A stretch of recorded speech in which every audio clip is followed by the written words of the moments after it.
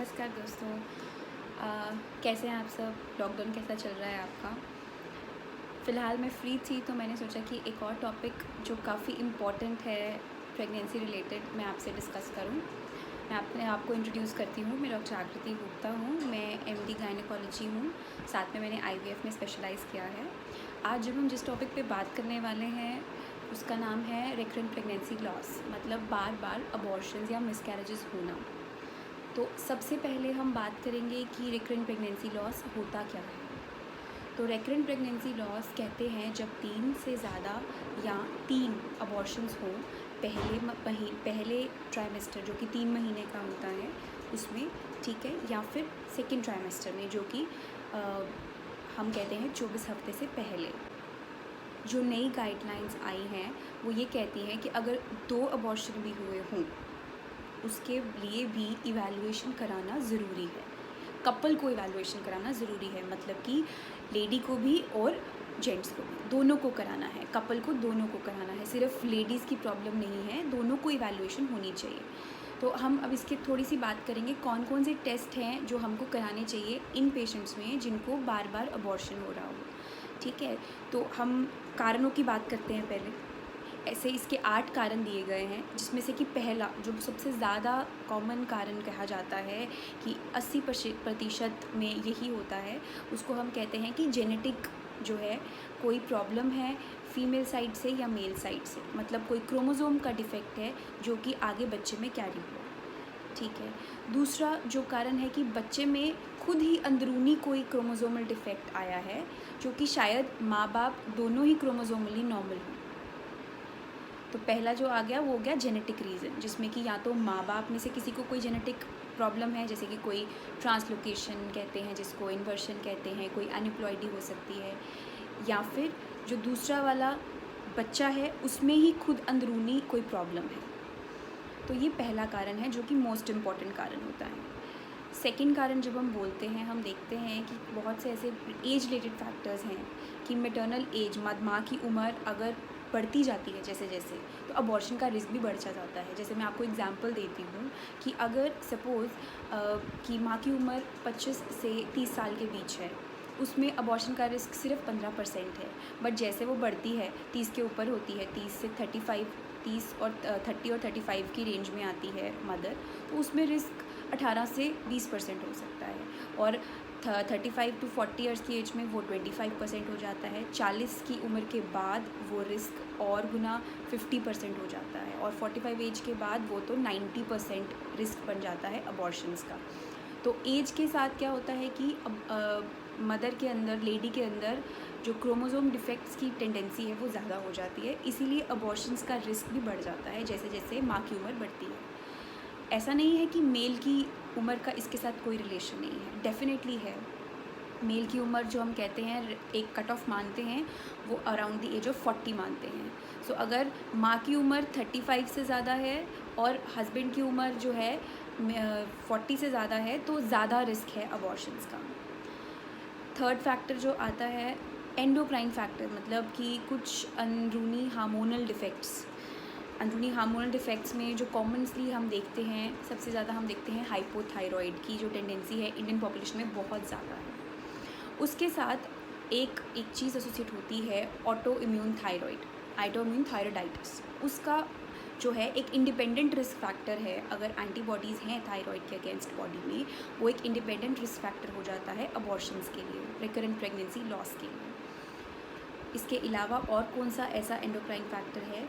अगर डायबिटीज़ है, मदर को डायबिटीज़ है, उसमें भी रिस्क अबॉर्शंस का बढ़ जाता है, स्पेशली अगर वो अनकंट्रोल डायबिटीज़ हो।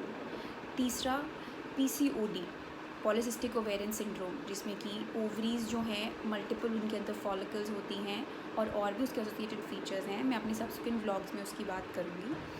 वो भी एक रीज़न दिया जाता है अबॉर्शंस का, जिसमें कि हमारा जो यूट्रस होता है, बच्चेदानी होती है, उसकी लाइनिंग के अंदर इतने अच्छे कैपेसिटी नहीं होती कि वो इम्प्लांटेशन को सपोर्ट कर सके, इसीलिए अबॉर्शन हो जाती है। तो ये एक और रीज़न है। तो हम नेक्स्ट फोर्थ पॉइंट पे आते हैं, एक होता है acquired auto immune disease. Acquired auto immune disease में भी हम बात करते हैं APLE की, जिसका नाम है एंटी फॉस्फोलिपिड एंटीबॉडी सिंड्रोम। इसकी डिटेक्शन के लिए क्राइटेरियाज होते हैं, ये आपके डॉक्टर्स आपको बता पाएंगे। ये जब क्राइटेरियाज फिल होते हैं तो ये जो कारण है अराउंड 15 से 20% रिकरेंट प्रेगनेंसी लॉस में देखा जा सकता है। इसकी मैनेजमेंट पॉसिबल है, तो घबराने की ज़रूरत नहीं है। फिफ्थ पॉइंट पे हम आते हैं। फिफ्थ पॉइंट जो है वो है कि जिस प्रकार हमारी बॉडी, लेडी की जो बॉडी है वो रिजेक्ट करती है हस्बैंड के सेल्स को, तो उसको हम बोलते हैं इम्यून रिजेक्शन। उन केसेस में क्या होता है कि हमारी जो लेडी है जब वो प्रेग्नेंट होते हैं, वो कंसीव होते हैं, तो पैटर्नल सेल्स मतलब हस्बैंड के जो सेल्स आते हैं, जिससे कि बेबी में 50% दोनों का हिस्सा होता है, तो जो मदर की बॉडी है वो उनको रिजेक्ट करती है, जिसके कारण कि अबॉर्शन हो जाता है। तो ये भी एक कारण है इम्यून रिजेक्शन, जो कि एक फैक्टर है रिकरेंट प्रेगनेंसी लॉस का।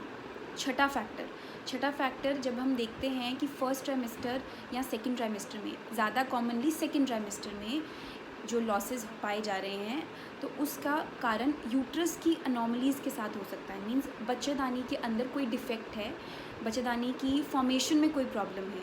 जैसे कि बच्चेदानी नॉर्मली अंदर से खाली होती है, उसके अंदर कोई सेप्टम है जो कि उसको डिवाइड कर रहा है, फॉर एग्ज़ाम्पल ये, या फिर उसके अंदर बहुत सी छोटी छोटी रसोलियाँ हैं जो अंदर को पुश कर रही हैं बच्चेदानी की कैविटी के अंदर, जिसकी वजह से हमारा एम्ब्रियो रहता है उसको इम्प्लांट होने में दिक्कत आ रही है और इसकी वजह से अबॉर्शन हो रही है। सो ये भी एक कारण हो सकता है।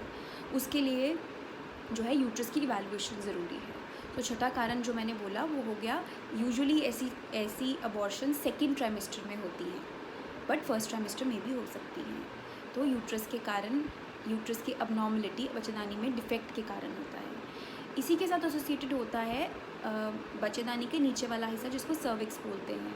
तो जो सर्विक्स होता है उसकी मसल्स स्ट्रॉन्ग नहीं है, मसल्स की स्ट्रेंथ नहीं है, वो वीक है, तो अंदरूनी तौर से वीक है, जिसको हम सर्वाइकल इनकॉम्पिटेंस कहते हैं।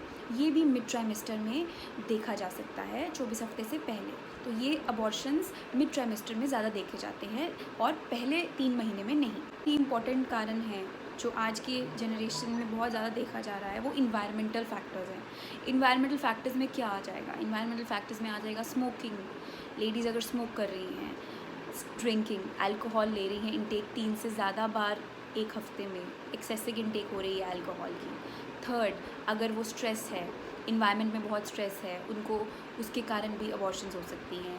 चौथा कारण वाईफाई, ये सभी सिग्नल्स जो हैं, वाईफाई के सिग्नल्स, इनसे भी टेंडेंसी देखी गई है कि there are chances of abortions. तो तभी अवॉइड करने को बोलते हैं कि मैक्सिमम रेडिएशन, जो मिनिमम रेडिएशन एक्सपोजर रखो, वाईफाई का यूज़ लिमिट रखो। जो 8वां फैक्टर है, इसको कि इन्फेक्शंस हम बोलते हैं, जेनिटल ट्रैक्ट इन्फेक्शंस।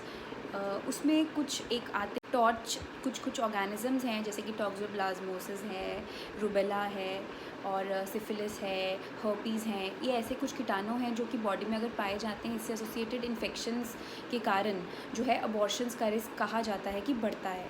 बट आजकल की रीसेंट स्टडीज़ जो हैं इसको सपोर्ट नहीं करती। मैंने जो आपको नॉलेज दी है कि रिकरेंट प्रेगनेंसी लॉस किन किन कारणों से हो सकता है, वो आपको थोड़ा सा उसके बारे में ज्ञान प्राप्त हो गया होगा।